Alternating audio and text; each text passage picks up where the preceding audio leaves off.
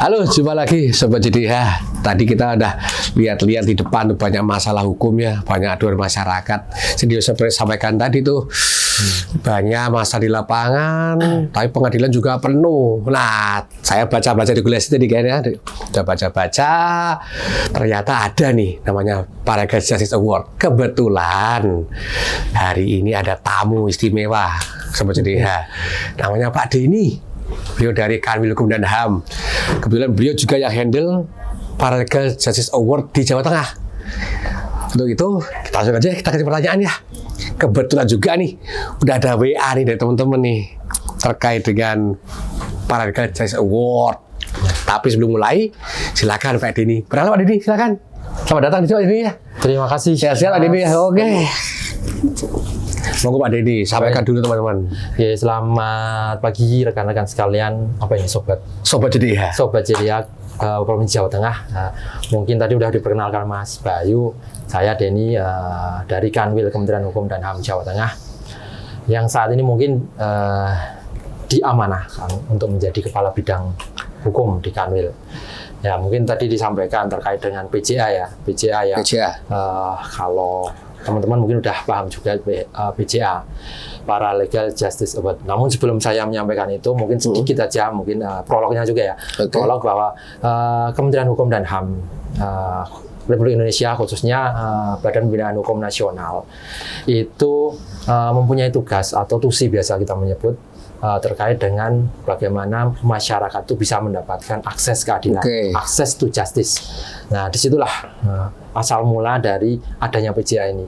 Karena menurut pertimbangan dari pimpinan di BPAN bahwa kepala desa, lurah itu mempunyai peran yang sentral, yang sangat signifikan, khususnya dalam mewujudkan keamanan, ketertiban di masyarakat. Karena kepala desa itu kan mempunyai wilayah yang skup untuk wewenangnya. Nah, itulah dia punya kewenangan untuk menjaga keamanan dan ketertiban di situ. Nah, disitulah dimulainya adanya PJA ini. Nah, kemudian atas inisiatif dari pimpinan di BPAN muncullah ini PJA, Paragal Justice Award. Itu sebetulnya sebagai bentuk penghargaan kepada kepala desa, lurah yang sudah mempunyai peran. Peran apa? Nah, peran dalam menyelesaikan sengketa-sengketa yang ada di masyarakat.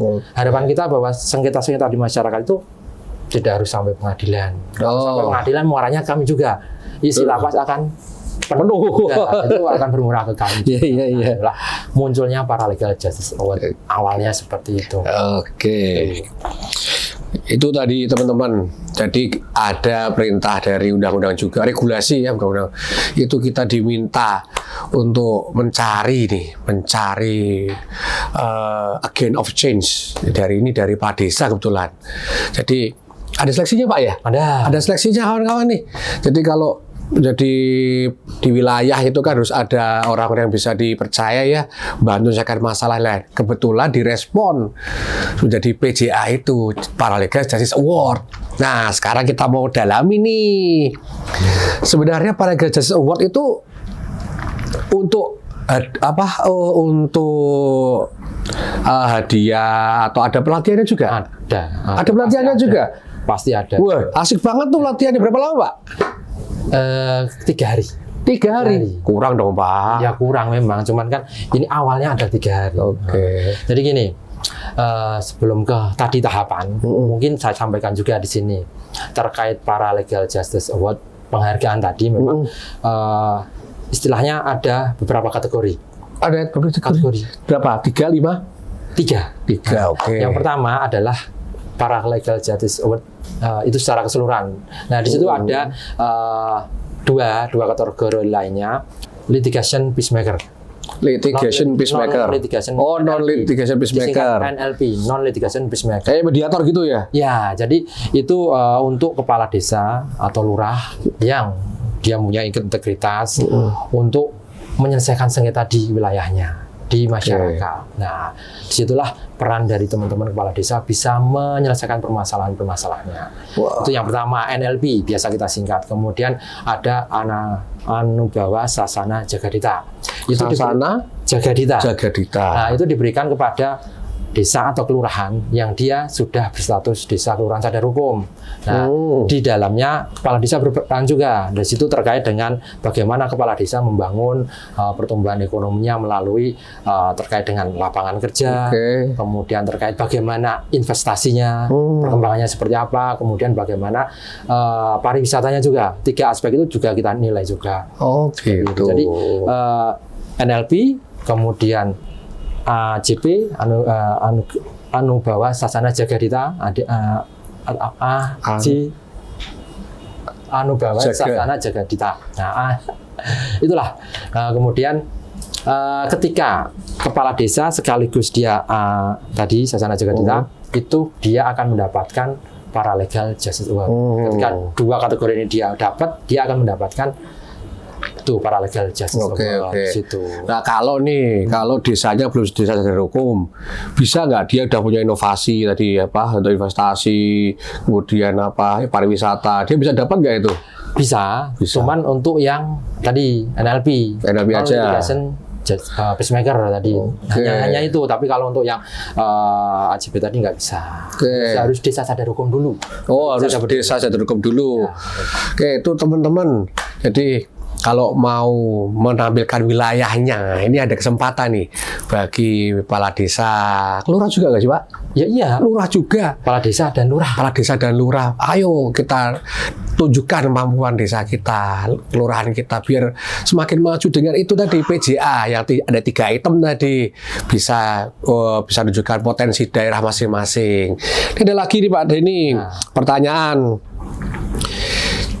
Kalau yang persyaratannya apa aja nih yang bisa jadi paralegal peserta Paralegal Justice Award nih? Syaratnya apa aja Pak? Oke, syarat ya? Iya. Syarat. Nah, jadi yang jelas ada syarat administratif, ada nanti yang khusus. Nah, administratif apa lagi nih? Administratif kan biasa. KTP gitu ya? Ya KTP juga. KTP yang jelas tapi dia statusnya harus kepala desa. Harus kepala desa. Kalau umpamanya kepala desanya nggak mau ditugaskan nggak bisa? Iya, nanti effortnya kurang. Gitu. Harus ada timbul dari diri sendiri. Nah kan kepala desa kan nggak harus anak muda, kan ada yang tua-tua mungkin udah capek. Ketika dia punya staff itu dia nggak bisa ya? Harus kepala desa. Harus kepala desa, kemudian KTP, kemudian ada surat tugasnya, kemudian pengalamannya juga ada. Khusus untuk yang khusus, khusus syarat khususnya. Nah, dia harus mempunyai pengalaman dalam menyelesaikan sengketa. Pengalaman dalam sengketa. Itu dibuktikan dengan apa? Mungkin dibuktikan dengan adanya kayak semacam akta perdamaian. Ketika ada sengketa, mungkin antar warganya bisa. Bikin perjanjian kesepakatan damai gitu.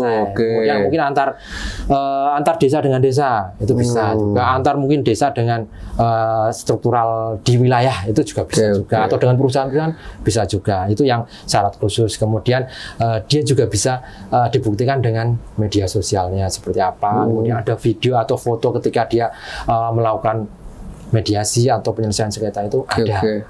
Berarti banyak ya sebenarnya kriterianya banyak, saya juga banyak. Tapi secara alamiah tanpa dicari-cari sudah ada gitu ya. Sebenarnya kalau kita lihat sebenarnya kepala desa atau lurah itu sudah melakukannya. Cuman untuk ini kan dibutuhkan administrasi. Belum terdokumentasi ya. Dokumentasi itu teman-teman. Biasanya kita lemah di situ tuh. Kita lanjutkan. Ini ada pertanyaan dari teman lagi nih. Apa saja indikator penilaiannya Pak? Nih, nah apa saja Pak indikatornya? Indikatornya tadi sebenarnya dari dampak permasalahan itu diselesaikan. Apakah bisa menimbulkan kedamaian di masyarakat atau tidak? Kemudian pihak-pihak yang terlibat itu siapa aja? Selain 2 pihak yang bersengketa, mungkin pihak lain dari kepolisian, dari tentara atau apapun seperti itu harus bisa dilihat juga. Kemudian juga inovasi atau bagaimana dia menyelesaikannya dengan seperti apa. Dari pengalaman ketika dia menyelesaikan, dia bisa mengambil kebijakan. Entah itu nanti dengan peraturan desa atau kebijakan lurah, itu bisa diambil juga.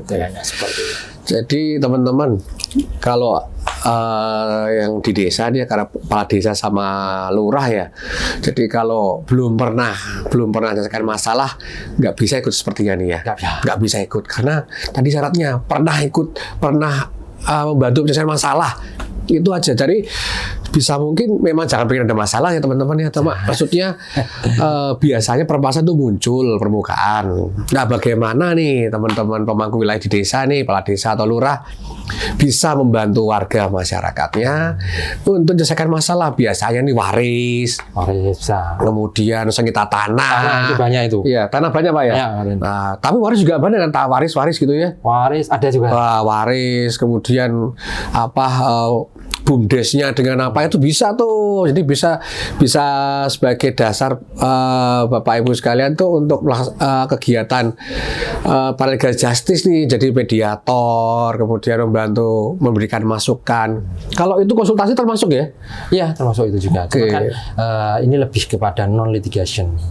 Jadi bagaimana kepala desa itu menjadi kayak mediator tadi, menyelesaikan permasalahan-permasalahan yang ada di bawah. Nah, kalau warga yang konsultasi, Pak, saya minta tolong dibantu menyelesaikan masalah ini, itu sudah termasuk item yang dinilai ya, juga? Itu dinilai juga. Oke.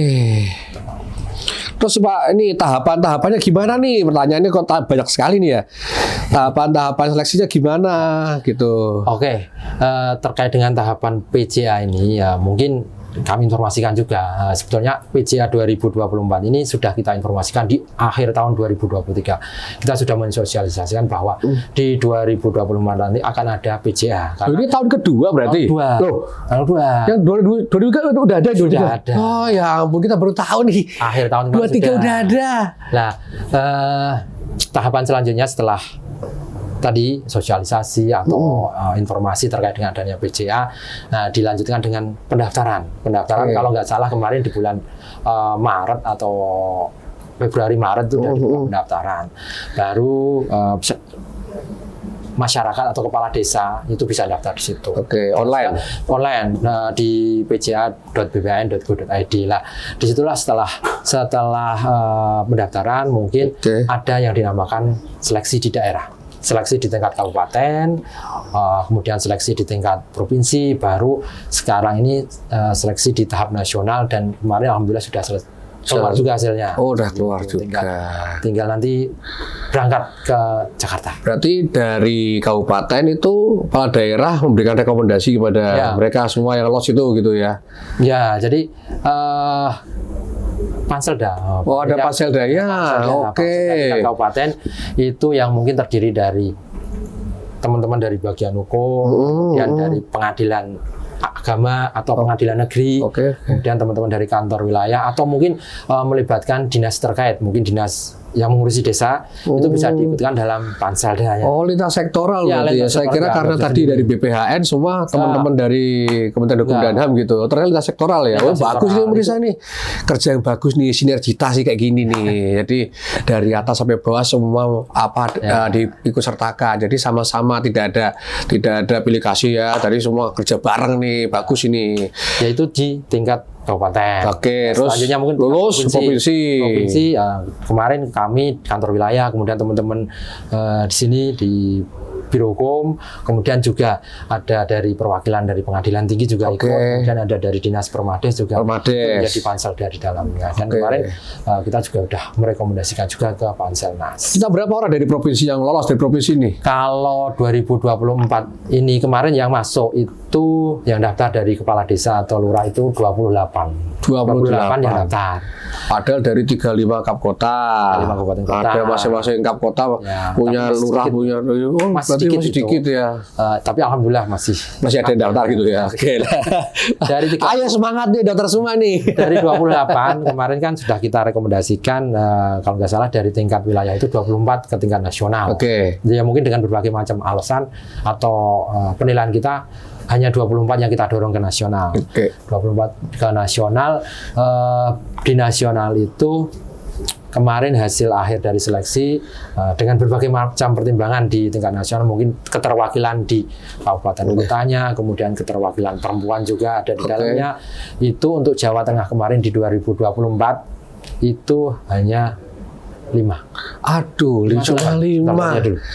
cuma 5 teman-teman dari 28. Terus diseleksi oleh provinsi jadi 24 diajukan ke pusat Suma yang terverifikasi gitu Pak, itu cuma 5. Aduh, berarti kita harus ada upaya nih Pak, upaya untuk peningkatan. Apa mungkin kurang masif apa informasinya, atau mungkin pembinaan di ke desa belum terlalu masif.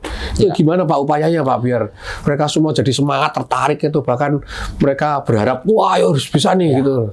Ya memang selain tadi sosialisasi segala macam, para legal justice award itu menarik adalah ketika nanti ketika teman-teman lolos ke Jakarta itu akan mengikuti para legal academy. Nah, disitulah 3 hari saya sampaikan tadi, mereka akan dididik, diberikan pengetahuan terkait dengan bagaimana hukum dan Pancasila, kemudian terkait dasar-dasar hukum pidana, hukum perdata.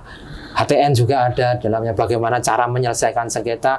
Nah, di Paralegal Academy itu mereka akan mendapatkan tambahan ilmu yang sangat luas. 3 hari saja Pak. 3 hari aja. Kurang dong Pak. Ya, 3 hari itu kan paling beberapa jam aja itu. Iya, tapi kayak kurang lah. Itu karena satu kalau HTN aja bisa apa langsung mudeng kan, ya enggak bisa. Didalami lagi biar kualitasnya tuh bener-bener gitu loh Pak, gitu lah. Bisa bisa diinformasikan ke pusat, mungkin kasih rentang waktu ke seminggu apa gimana. Ya, ini kan biasalah, tergantung anggaran juga. Oh ya, betul. Ketika itu sudah berbicara, ya kita harus bagaimana bisa menggait semua. Betul. Karena terkait dengan penganggaran juga, ini bukan Kumham saja. Ada dari BPIP, dari Kemendes juga ikut di dalam. Oh, itu dalam semua ya, kerja bareng juga ya. Ketika di Paralegal Academy nanti yang ngisi dari Mahkamah Agung, dari BPIP. Jadi teman-teman kepala desa akan istilahnya mendapatkan ilmu dari sumbernya langsung. Kemudian nanti di puncak acaranya ya mungkin ada tour ke mana nih? Ke Mahkamah Agung. Oh, saya kira ke luar negeri gitu, enggak ya. Ya hubungannya dengan iya. Gitu. Tadi Pak Denny kan tadi sampaikan ya, ini tahun kedua ya. Di 2023 pernah mengadakan juga. Itu ada nggak perubahan signifikan? Tadi kan karena di lapangan banyak masalah-masalah, pengadilannya jadi penuh gitu kan. Dengan adanya PJA ini daripada saya kemarin sudah dapat reward, itu ada nggak signifikan yang turun terhadap penanganan perkara di pengadilan gitu? Jelas ada pasti. Ada ya? Ada imbasnya atau manfaatnya dari implementasi PJA ini. Karena bagaimanapun juga alumni dari PJA ini teman-teman sudah dibekali tadi 3 hari tadi untuk bagaimana menyelesaikan permasalahan yang ada di masyarakat. Dan itu sudah istilahnya menjadi ketok tular. Satu kepala desa bisa menginformasikan ke teman-teman di kepala desa yang lain. Nah, untuk memacu biar kayak yang paling banyak mana sih yang mengajukan? Kalau tahun ini yang lolos kemarin dari Kabupaten Semarang yang banyak. Berapa orang? 3 ya. 3. Itu ya nggak banyak atau sedikit toh. Kan berapa yang maju banyak, tapi yang lolos nasional baru 3. Tapi tadi kan Paralegal Academy itu disortir tingkat nasional itu hanya 300 orang. Oh, terbatas kuotanya ya. Oke, jadi ya tidak terbatas. Kalau nggak terbatas bisa semuanya ya. Oke. Iya. Ya teman-teman. Jadi kita bisa sebenarnya untuk mewujudkan bantuan hukum bagi masyarakat, khususnya di wilayah pedesaan atau di perkotaan, di kelurahan gitu ya. Jadi kepala desa, Pak Lurah, Bu Lurah itu bisa membantu dengan cara-cara mediasi, konsultasi. Itu bagian dari PJA, Paralegal Justice Award.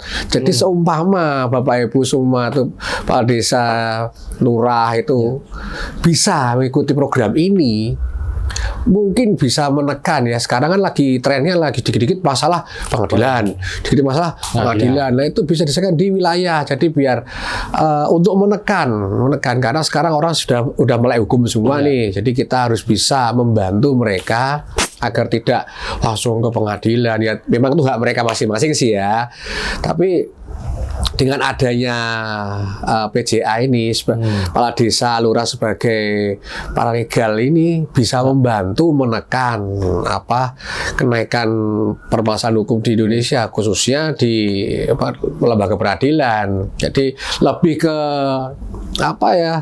non litigasinya lah. Jadi ngobrol-ngobrol selesai, bikin tanda tangan gitu Pak ya. Jadi lebih enak masalah kekeluargaan gitu loh. Jadi nggak terlalu ribet lah di pengadilan gitu ya. Terus mungkin Pak Denny, mungkin apa yang bisa diberikan kayak semacam vitamin lah, atau mungkin harapan yang bagus buat teman-teman yang biar ikut nih semakin semangat, atau apa aja nih pancingannya nih? Pancingannya ya jelas ketika teman-teman tadi lolos dan mengikuti Paralegal Academy, dia akan bisa mendapatkan gelar NLP, Non Litigation Peacemaker. Salah satunya. Itu sebuah gelar yang memang tidak ada di dunia pendidikan. Ini karena memang dia mengikuti Paralegal Justice Award ini, dia ikut Paralegal Academy, lulus dia berhak menyandang kayak gelar kesarjanaan itu loh. Gelar non akademis ya, non akademis. Diakui. Diakui. Boleh muncul di nama gitu ya. Boleh. Tuh muncul nama baru tuh. Gelar baru. NLP ya. Non litigation peacemaker. Nah, itu. Jadi pada daerah lurah yang ikut pada desa lurah yang ikut itu bisa punya gelar baru NLP, Non Litigation Peacemaker. Itu resmi, tapi bukan gelar non akademik. Jadi namanya siapa A, B, C, kemudian gelarnya SH tambah NLP gitu Pak ya. Oke, boleh itu resmi katanya Pak Denny, ini resmi nih, bisa nih. Jadi monggo teman-teman Pak Desa, lurah yang ingin untuk bisa berkarya lebih nasional gitu ya. Ini kan karena skalanya nasional. Jadi bisa ikutlah PJA di tahun 2024 ini kan udah selesai katanya nih. Besok di 2025. Ayo kita bareng-bareng nih teman-teman Pak Desa lurah se-Jawa Tengah. Ayo kita ikut semua biar rame, biar jangan cuma 28, cuma 5 yang bisa ikut nasional. Bukan 5, ternyata 8. Oh, 8. Nah, diedit di 8. 8 yang lolos dari Jawa Tengah. Yang 8 yang lolos, yang lainnya enggak. Nah, kalau bisa semua lolos. Memang ada kuotanya sih, memang. Tapi siapa tahu ini menjadi pengalaman baru buat Bapak Ibu sekalian, buat teman-teman di desa, di kelurahan itu bisa membantu program dari Kementerian Hukum dan HAM untuk menjadi non litigation peacemaker, karena ini bagus buat membantu pengurangan angka persengketaan di Indonesia ini, khususnya di pengadilan gitu ya. Gitu. Oke, teman-teman, waktu kita cuma terbatas nih, cuma sebentar aja, tapi paling tidak apa yang disampaikan Pak Denny tadi bisa membantu teman-teman sekalian dalam. Boleh nambahin sedikit? Boleh nambahin sedikit? Oh, boleh nih Pak Denny, namanya silakan Pak Denny. Terkait dengan PJA ini, kepala desa, lurah itu mempunyai peran yang sangat strategis, khususnya dalam penyelesaian permasalahan yang ada di masyarakat. Tentunya ini adalah sebuah kesempatan bagi teman-teman kepala desa, lurah untuk bisa mendapatkan reward bahwa ini diakui pelaksanaan kinerjanya seperti itu. Jadi walaupun mungkin itu bukan tujuan utama dari PJA ini. Tujuan utama adalah bagaimana peran dari kepala desa itu bisa menyelesaikan permasalahan-permasalahan di desanya, kemudian bagaimana kepala desa atau lurah itu bisa meningkatkan perekonomian tadi dari lapangan kerja, kemudian dari pariwisata, kemudian dari investasi. Disitulah sebetulnya peran dari teman-teman kepala desa. Niatkan itu untuk ibadah. Jadi kita menjalannya akan lebih enak seperti itu. Siap. Terima kasih Pak Denny. Ini tadi closing statement dari beliau. Semoga di kedepannya teman-teman semua berminat mengikuti, karena ini bagus untuk pengembangan wilayah panjenengan semuanya. Demikian Pak Denny, terima kasih waktunya dan kehadirannya di podcast kami di Birocom. Semoga sukses selalu Pak Denny, sehat-sehat selalu. Semoga semakin lancar PCA-nya. Terima kasih teman-teman. Kami cukupkan. Assalamualaikum warahmatullahi wabarakatuh. Waalaikumsalam warahmatullahi wabarakatuh.